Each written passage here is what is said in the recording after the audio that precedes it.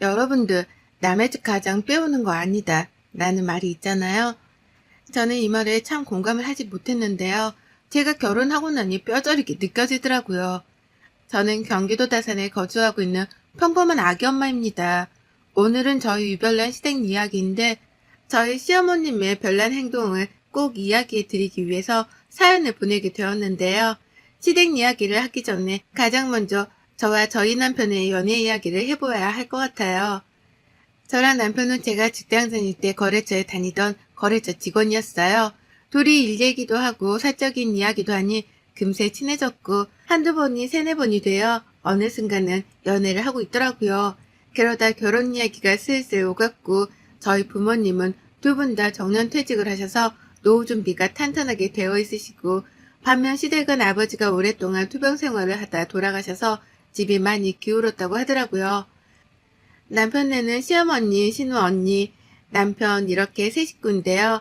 신우언니는 원래부터 독신 생활을 꿈꿔서 일만 알고 지내는 분이라고 남편이 늘 이야기했었거든요. 주변에서는 왜 홀 시어머니한테 시집을 가느냐, 그건 지옥문이다 등등을 많이 말씀해 주셨지만 그땐 그런 말들이 들어오지 않았던 것 같아요. 그 뒤로 상견례를 앞두고 있을 때 저희 부모님은 편안한 곳에서 식사를 하기를 바라시고 시어머니 되실 분은 이럴 때 유명한 코스 요리집에 가고 싶다고 하시더라고요. 저희가 당연히 내려고 생각해 적당한 곳으로 모시려고 했지만 시어머니 되실 분이 너무나 그런 곳을 원했기에 정말 비싼 한정식 집으로 상견례를 하였습니다. 비용은 당연히 저희가 내려고 계산하려는데 저희 부모님이 식사 가격이 만만치 않을 것 같다고 생각하셨나 봐요. 미리 내주셨더라고요. 시어머니 되실 분은 그런 것도 모른 채 앞에서 음식이 생각보다 별로인 것 같단 등의 이야기를 늘어놓으셨죠. 그 뒤로 결혼 준비는 매우 힘들었어요. 한복을 맞추는데도 꼭 한복을 굳이 사고 싶다고 하시는 거예요. 요새 누가 한복을 입나요? 한복이 솔직히 한두 푼도 아니잖아요. 저도 저희 엄마도 다 대여를 하는데 어머님은 그 한복이 너무 마음에 들어서 이런 걸로 꼭 하나 맞추고 싶었다고 하니 그때 남편은 그냥 하나 사드리자 우리가 이러더라고요. 이뿐만이 아니라 예단하는 데에서도 너무 요구하시는 게 많아서 예단 예물 생략하기로 했는데 저희 집에서 그래도 가장 좋게 해주셔서 보내드렸어요. 이게 결혼의 지옥문이 시작된 것일까요? 결혼하고 나서도 어머님의 요구는 끊이지가 않았어요. 시자가 들어가서 아마 더 얄밉게 제가 생각하는 걸 수도 있었겠지만 전화만 드리면 입에서 서운하다라는 말이 먼저 튀어나오셨거든요. 항상 또 뭐가 먹고 싶다, 이런 것 좀 사달라 이런 말을 하시니까 쿠팡이나 마켓컬리에서 장 봐서 보내드리고 저희가 못 가는 날에는 배달 어플로 어머님 드시고 싶은 음식들도 시켜드리곤 했어요. 당연히 최선을 다했다고 생각했고요. 그렇게 결혼 생활하는 내내 연애 때 안 싸우던 남편과 저도 큰 소리를 높이게 되고 사이가 멀어질 때쯤 임신이라는 사실을 알았습니다. 남편과 저는 아이가 생기면서 사이가 다시 자연스레 좋아졌죠. 어머님 또한 아이가 생겼다고 하니 전보다는 좀 서운하다라는 말을 덜 하시더라고요. 그렇게 10개월을 만난 우리 아이는 정말 예쁘다라는 말로는 표현할 수 없을 정도로 너무 경이롭고 행복하더라고요. 몸은 힘들었지만 아이를 품에 안고 있으면 온 세상을 다 가진 기분이었습니다. 그러다 신생아 때 아이의 심장에 조그마한 구멍이 나 있는 것을 알았습니다. 정말 그때 세상에 태어나서 꺼이꺼이 울어본 것 같아요. 다행히도 심장의 구멍은 신생아 때 간혹 있는 일이라 자연스럽게 커가면서 다치기도 하는데 그렇지 못하면 그때는 수술을 해야 할 수도 있다고요. 그래서 육아휴직을 냈던 회사에서도 저희는 맞벌이를 해야 했지만 아이 건강을 위해서 제가 퇴사를 하였습니다. 10년 다닌 회사라 회사 사장님께서도 아이가 괜찮아지면 꼭 복귀하라고 말씀해 주셨고 감사하게도 저는 오래 다녔던 직장을 그만두었습니다. 그렇게 아이를 케어하는 일에만 몰두를 하였고 다행히도 아이는 많은 잔병치레 없이 잘 자라주고 있었어요. 그러다 어느 날 어머님께 전화가 왔더라고요. 받아보니 이번에 이사를 가야 하는데 요새 전셋값이 다 비싸다. 혹시 너 오래 다녔으니 퇴직금이 좀 되면 빌려달라고 하시는 거예요. 가족끼리 돈거래 안 하는 게 맞다고 생각한 저는 처음에는 어려울 것 같다고 했거든요. 근데 어머님이 저보고 너무 매정하다면서 갑자기 툭하니 전화를 끊으시더라고요. 그 뒤로 그날 저녁 남편이 어머니께 전화를 받았는지 우리가 아직 그렇게 큰돈 들어갈 곳이 없으니 엄마 먼저 빌려드리면 어떻겠냐고요. 사실 지금 살고 있는 이 전세 아파트는 저희 아빠 친구분이 집주인이셔서 시세보다 굉장히 저렴하게 살고 있거든요. 너희 청약 될 때까지 오래 거주해도 된다고 말씀하셔서 진짜 감사하게도 이렇게 살고 있어서 저는 사실 빨리 청약돼서 조그만 집이라도 저희 집에 가지고 싶은 게 가장 최종 꿈이었거든요. 그래서 그 돈은 청약되었을 때 계약금이라도 하려고 가지고 있으려고 했는데 남편이 저러니 우선은 알겠다고 하고 어느 때까지 기한을 정해서 그 안에는 받을 거라고 얘기했죠. 어머님이 돈 빌려준다는 말이 기분 좋으셨는지 전화가 와서는 자기가 한 달에 조금씩이라도 이자를 주신다는 거예요. 공짜로 빌리는 게 너희도 힘들 텐데 자기가 조금 내겠다 하면서요. 웬일이지? 싶어서 마다하지 않았죠. 그렇게 퇴직금이 들어오고 빌려드리고 난 후 한 3개월 정도는 소정의 이자를 주시더군요. 근데 그 이후부터는 아예 들어오지 않더라고요. 그걸 또 물어보기 그래서 기다리고 있는데 마침 전화가 와서 말씀하시길래 저도 이자 이야기를 꺼냈어요. 그랬더니 요새는 후불이자가 더 낫다면서 자기가 돈 갚는 날 이자를 그때 다 쳐서 주겠대요. 솔직히 믿지도 않았지만 그래도 가족이니까 그 정도는 해주겠지 생각했던 것 같아요. 그러다 덜컥하고 넣은 청약에 당첨이 된 거예요.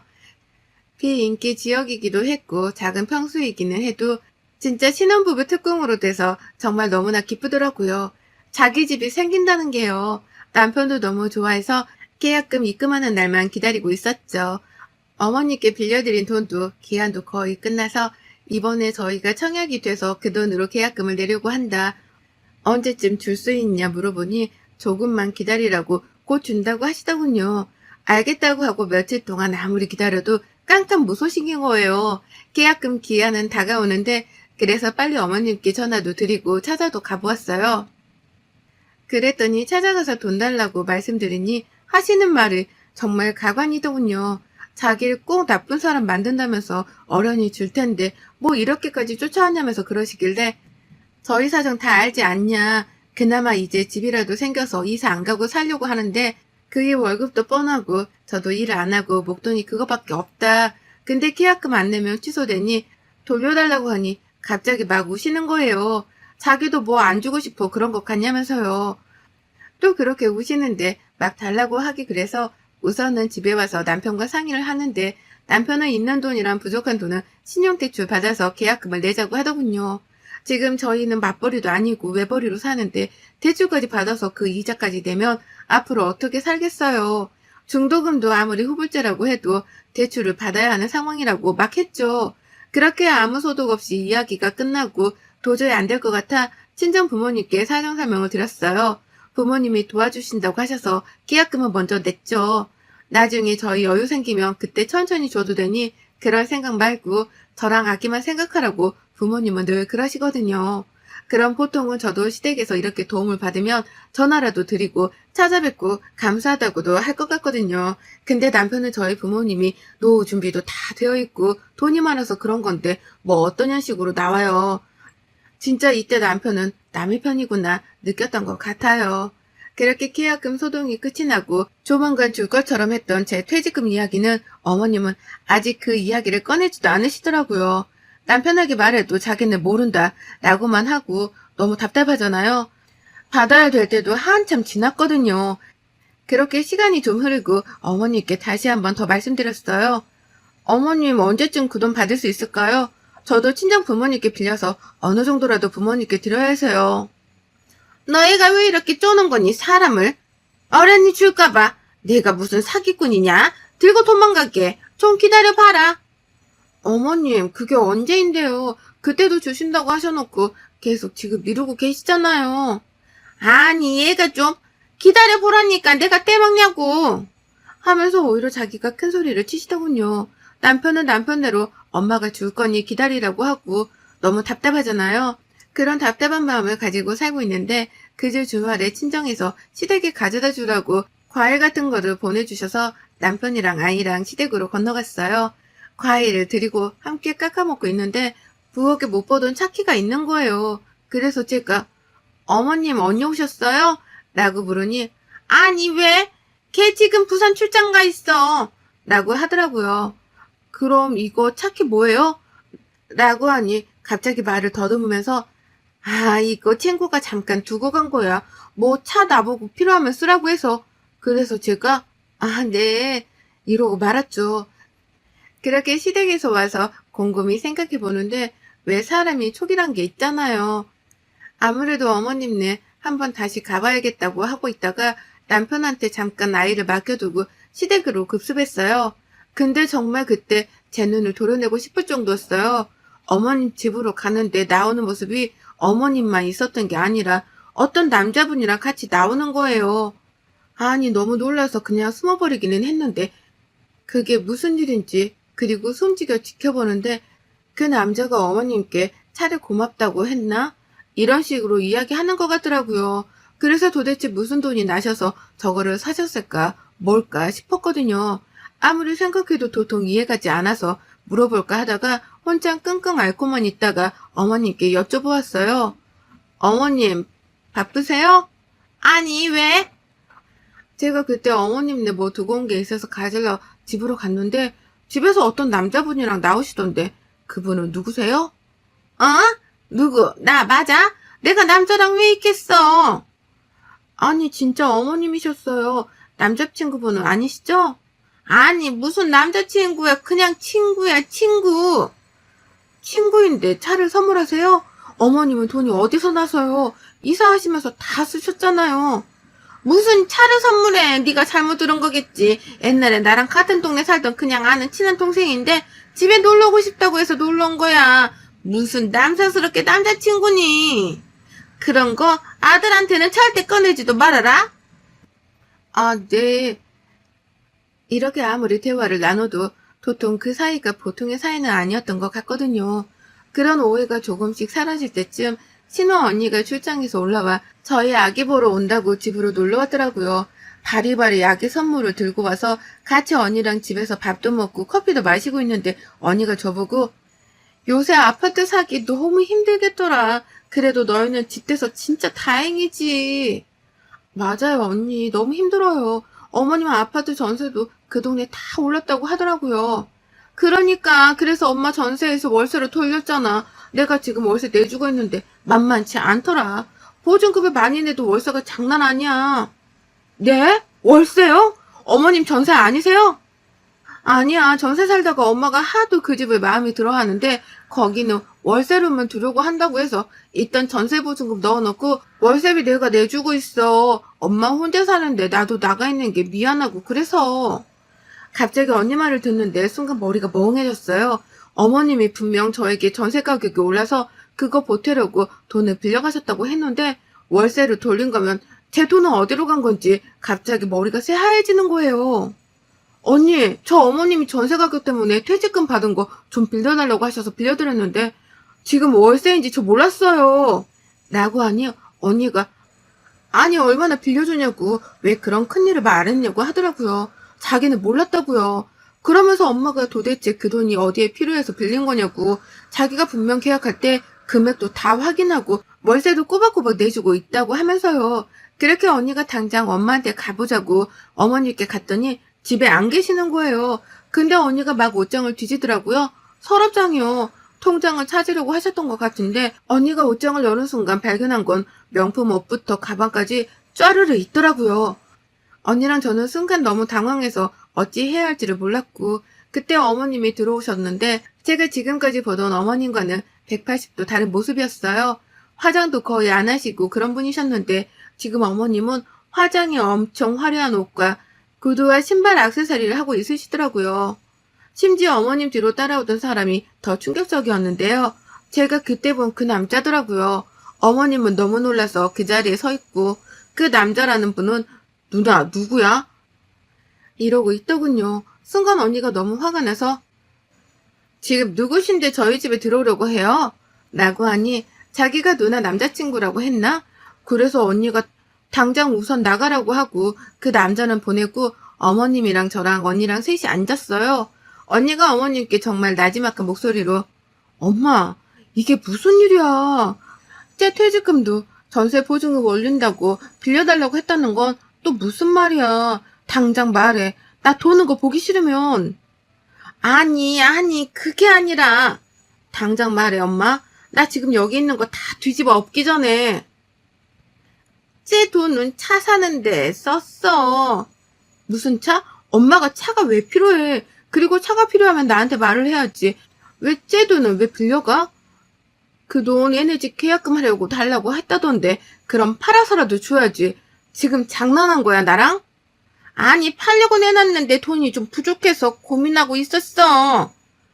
엄마 이게 도대체 무슨 말이야. 저 옷장에 있는 건 다 뭐야. 무슨 돈이 나서 이렇게 한 거야? 아까 저 남자는 누구고? 어머님이 그 뒤로 꺼낸 이야기는 정말 경악을 금치 못하는 이야기들이었어요. 저희 어머님이 등산이랑 테니스를 잘 치시는데 테니스에서 만난 남자친구래요. 그 남자가요. 테니스 코치인데 처음에 만나고 이런 것보다 그냥 몇 번 만나서 밥도 먹고 영화도 보고 했는데 어느 순간 잘 만나니까 그냥 외로워서 집에도 놀러 오고 그랬다고요. 그리고 차는 그 남자애랑 데이트하려면 차가 필요하기도 하고 남자가 자기도 차가 있었으면 해서 같이 타고 다니려고 산 건데 그 남자애가 차값은 당연히 자기가 준다고 해서 먼저 낸 것뿐이라고요. 그리고 그 돈을 저한테 빌려서 그 차를 사신 거죠. 언니랑 저는 정말 어머님의 이야기에 경악을 금치 못했고 그럼 나머지 사치한 돈은 어디서 났냐고 어머님께 소리소리 지르니까 뭐 보험 해지하고 카드비도 좀 지셨더라고요. 우선 그 차는 팔면 손해라 언니가 저에게 정말 미안하다면서 제 퇴직금은 돌려주셨어요. 됐다고 정말 됐다고 나중에 차 팔리고 받는다고 했는데 정말 미안하다면서 돈을 주시는 거예요. 그리고 나서 어머님은 결국엔 그 차를 다 파시고 그 남자분 만나려고 했던 사치용품들은 언니가 다 갖다가 환불할 수 있는 건 하고 다 팔았더라고요. 제가 또 못 받았지만 언니는 그래야 마음이 편할 것 같다고 다 정리하시더라고요. 그리고 어머님 집도 정리했어요. 언니랑 올해 어머님이랑 따로 떨어져 살아서 자기가 엄마가 어떻게 사는지도 모르고 자책을 많이 하셨어요. 엄마가 저렇게 망가지는지도 몰랐다고요. 어머님은 그 일이 있고 나서는 저한테 전화를 안 하세요. 남편은 자기 엄마가 그러기 전에는 엄마 불쌍한 사람이다. 네가 이해 좀 해줘라. 맨날 그딴 소리만 해대었는데 언니한테 그날 저녁에 한 대 맞았거든요. 그런 일이 있으면 자기한테 말하고 당연히 못 빌리게 또 빌렸으면 빨리 갚으라고 했어야지. 네가 뭔데 네 돈도 아닌데 엄마가 쓰라고 하게 놔두냐. 그게 사람이 할 짓이냐면서 너는 장인어른 장모님 부끄럽지도 않냐면서 자기는 이 사실을 알면 정말 우리 집안이 얼마나 콩가루라고 생각하시겠냐고 많이 혼나고 한 대 맞고 그랬어요. 남편은 집에 와서 무릎 꿇고 싹싹 빌더라고요. 자기가 생각이 짧았다고요. 솔직히 남편이 저렇게 할 때마다 이혼하고 싶은 생각이 굴뚝 같았는데 우리 아이 생각해서 참았거든요. 근데 언니가 저렇게 말해주니 당연한 건데도 참 고맙더라고요. 그 뒤로 어머님은 언니랑 다시 부산으로 내려가셨어요. 이번에는 부산에서 오랫동안 출장이 있어서 한 반년은 살아야 해서 거기에 월세로 얻고 잠깐 사신다고 하더라고요. 어머님은 가고 싶지 않아 했지만 언니가 벌써 집도 다 내놓고 빼라고 한 상태라 같이 억지로 가시는 것 같았습니다. 또 우울증도 약간 있어서 우울증 치료도 언니랑 받으러 다니러 간다고 하시더라고요. 그 이후에 언니한테 퇴직금을 돌려받은 돈은 받아서 부모님께 드렸어요.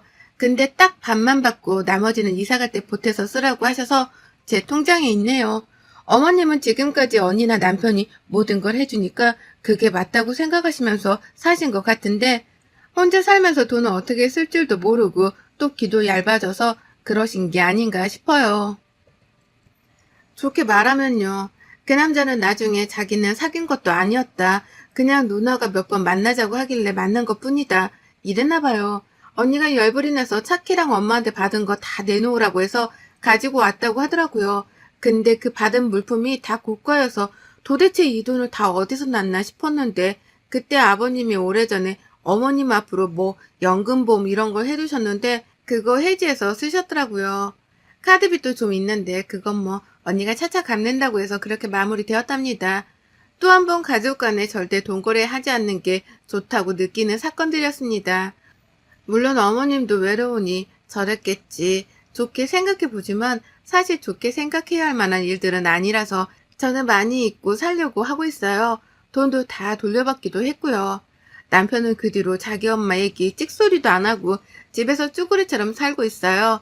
제가 너무 화나서 각방수 자고 해 남편은 거실에서 자고 저는 방에서 아기랑 자거든요. 여러분들도 절대 가족들 간에 돈거래 하지 마세요. 저는 정말 잘 받은 케이스인데 진짜 못 받는 경우도 많다고 하더라고요. 또 조심하시길 바랄게요. 여러분의 생각은 댓글로 남겨주세요. 오늘 또 시청해 주셔서 정말 감사합니다.